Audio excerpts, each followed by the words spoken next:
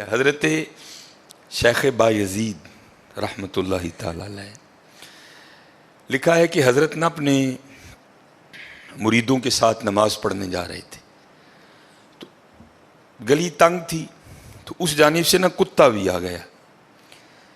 تو ظاہر ہے اگر تلقین آئی غیب سے کوئی دل میں خیال تو آیا ہوگا نا. تو حضرت نے اپنے کپڑوں کو بڑا سمیٹا اور سائڈ پہ ہو گئے کہ کتا گزر جائے کہیں میرے کپڑوں سے لگ ہی نہ جائے. یہ تو پھر یہ تلقین آئی غیب سے. وہ جو کتا ہے نا وہ بول اٹھا, عرض کرتا ہے بایزید کیوں مجھ سے اتنی نفرت کر رہے ہو؟ آپ نے فرمایا تو نجس ہے, میں نماز پڑھنے جا رہا ہوں, میرے کپڑے خراب کر دے گا, میں تو اس لیے پیچھے ہٹا ہوں. تو کتا آگے سے کہتا ہے حضرت اگر میں گیلا ہوں تو پھر نجس ہوں, پھر ناپاک ہوں, اگر خشک ہوں تو پھر تو میں ناپاک ہی نہیں, اگر آپ کے کپڑوں سے لگ بھی گیا تو کچھ نہیں ہوگا, اگر گیلا ہوں تو لگ گیا تو پھر آپ کے کپڑے ناپاک کروں گا. لیکن پھر بھی میری ناپاکی ایسی ناپاکی ہے کہ 3 بار کا جو پانی ہے وہ اس ناپاکی کو دور کر دے گا. اگر آپ کے کپڑوں سے لگ گیا نا 3 بار, اگر آپ اپنے کپڑوں کو پانی سے دھوئیں گے تو کپڑے پاک ہو جائیں گے. لیکن بایزید کبھی تو نے اپنی ناپاکی پہ غور کیا؟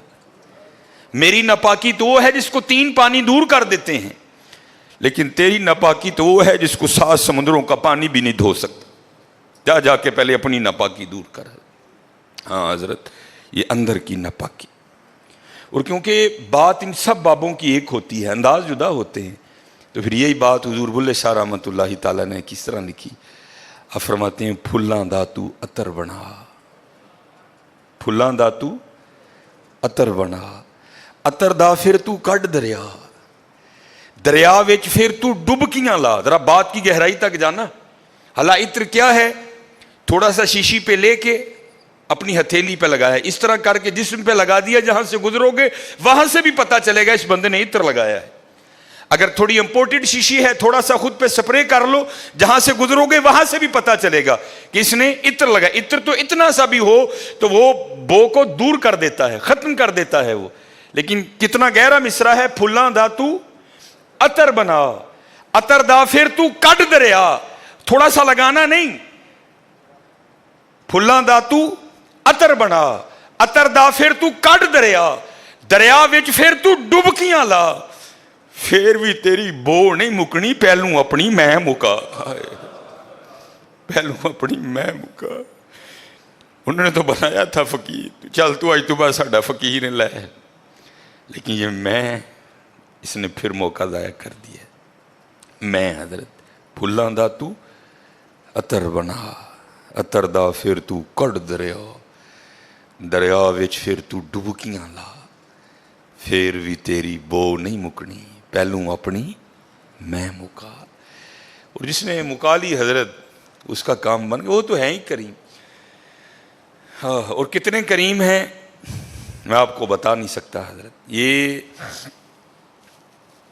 ہفتے کی رات تھی, جو پچھلا ہفتہ گزر گیا نا, جس طرح کل ہفتہ آئے گا.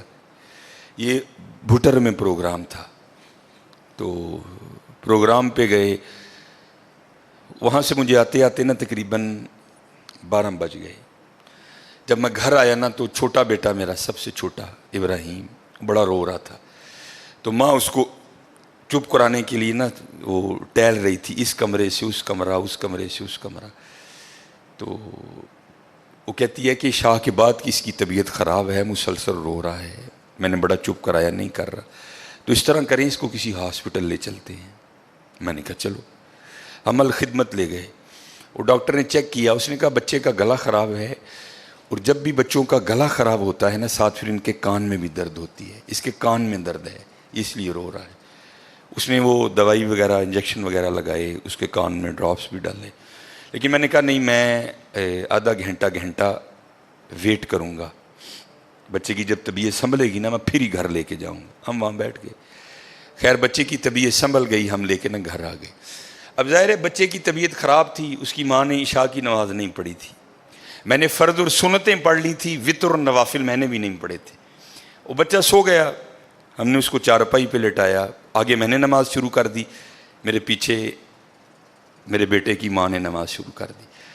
اب میری وطروں کی نا دوسری رکعت تھی, ظاہر ہے ماں بھی یہاں ہی ہوگی, وہ فرض پڑھ رہی تھی، میں وطر پڑھ رہا تھا، یا اس کی تیسری رکعت ہوگی یا اس کی بھی دوسری ہوگی یا چوتھی ہوگی.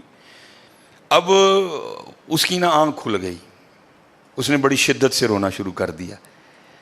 تو ہر مسئلے کی روح سے آپ نماز توڑ سکتے ہیں، کیونکہ وہ چارپائی سے بس گرنے ہی والا تھا. دودھ ابل رہا ہے، بی بی نماز پڑھ رہی ہے، نماز توڑ کے دودھ بچائے. کوئی کنویں میں گر رہا ہے، نماز توڑ کے اس کو بچاؤ. پہلے توڑ سکتے تھے، لیکن میں نے کہا نہیں، میں نہیں توڑنی. کوئی بات تھا نا حضرت، محبت تو تھی اولاد کی لیکن دل تھوڑا سخت. لیکن ادھر کیا تھا؟ ادھر ماں تھی حضرت. اس نے کیا کیا؟ اس نے نماز توڑ کے نا بچے کو جا کے چارپائی سے اٹھا کے سینے سے لگا لیا. اب میں نے وطروں کی تیسری رکعت پڑھی تو میں مصلی پہ بیٹھ کے نا میں رو پڑا. ہائے، نبی علیہ السلام نے کیا فرمایا کہ اللہ جل شانہ بندے سے 70 ماؤں سے بڑھ کے پیار کرتا ہے. یار اگر ایک ماں کی محبت یہ ہے تو پھر اس کی محبت کیا ہوگی؟